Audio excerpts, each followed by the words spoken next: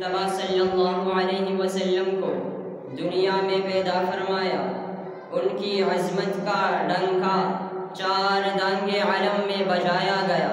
اس محمد کے شہر کی قسم رب نے کھائی، اس کے شہر کی خاک کو شفا خود رب نے قرار دیا، اور جگہ جگہ اپنے نام کے ساتھ ان کا نام سجایا۔ محمد رب کا اتنا لاڈلا کہ خدا نے اسے خاتم المرسلین بنایا، ان کے سر پر تاج ختم نبوت سجایا، پورے عالم کی فضاؤں میں لا نبی بعدی کا پرچم لہرایا۔ یہ ختم نبوت کا مسئلہ اتنا اہم مسئلہ ہے کہ سب پہلے امت کو اجماع کی دولت اس پر نصیب ہوئی۔ قاضی سلیمان منصور پوری لکھتے ہیں کہ پورے شجر اسلام کی ابیاری کے لیے 259 صحابہ شہید ہوئے، لیکن ختم نبوت کے تحفظ کے لیے جو جنگ لڑی گئی اس جنگ یمامہ میں 1200 صحابہ اور تابعین شہید ہوئے، جس میں اکثر صحابہ حفاظ تھے اور 70 بدری صحابہ تھے جن کے بارے میں بارگاہ خداوندی سے یہ اعلان ہو چکا تھا، اعملوا ما شئتم قد غفرت لکم۔ چنانچہ ہر دور میں جھوٹے مدعیان نبوت آتے رہے، ان کا مقابلہ کرنے کے لیے اللہ نے اپنے پاکیزہ بندوں کو سیسا پلائی ہوئی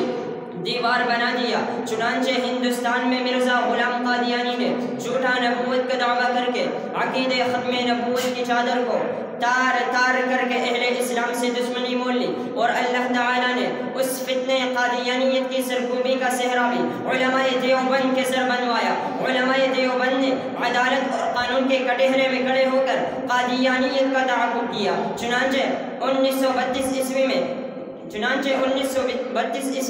علامہ انور شاہ کشمیری نے قادیانی وکیل کو جوابات دینے، اور 1933 عیسوی میں جب انور شاہ کشمیری مقدمہ کے لیے دوبارہ بہاولپور آئے تو مسجد میں ایک شخص مولانا عبدالحنان ہزاروی نے آپ کی تعریف کی تو آپ نے فرمایا، ہم سے گلی کا کتا بھی اچھا ہے، وہ مالک کے نمک کا حق ادا کرتا ہے۔ ہمارے ہوتے ہوئے لوگ ناموس رسالت پر حملہ کرے، اگر ہم تحفظ نہ کر سکے تو کتے سے بھی بدتر ہوں گے۔ باوجود بیماری کے آپ کی چارپائی کو عدالت میں لا کر رکھا گیا تو آپ نے جلال الدین شمس مرزا مبلغ کو فرمایا کہ اگر اس طرح نہیں مانتے تو آنکھیں بند کرو، میں کھڑے کھڑے دکھا سکتا ہوں کہ مرزا قادیانی جہنم میں جل رہا ہے۔ بعد میں کسی نے پوچھا، حضرت اگر وہ آنکھیں بند کر لیتا تو آپ کیا کرتے؟ تو آپ نے فرمایا، دکھا دیتا، کیونکہ اس وقت انور شاہ نہیں وکیل ختم نبوت بات کر رہا تھا۔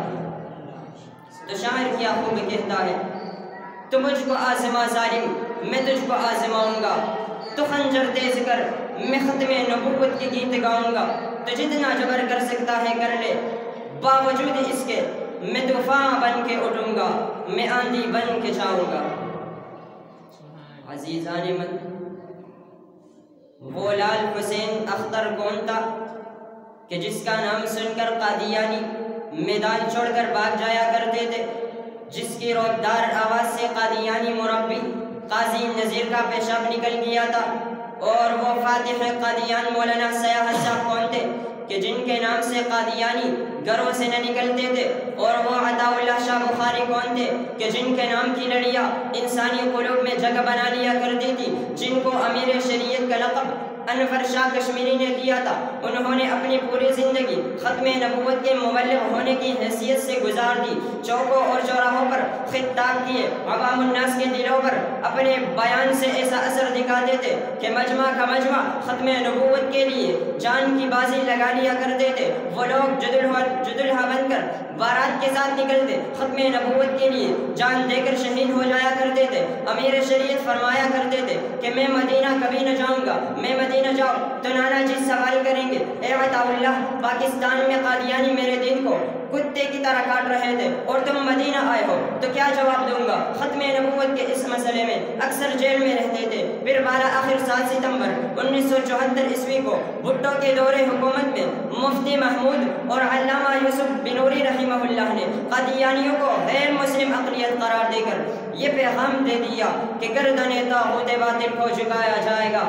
گردن طاغوت باطل کو جھکایا جائے گا، خواجہ کونین کا ڈنکا بجایا جائے گا۔ کر رہے ہیں قادیانی سازشوں پہ سازشیں،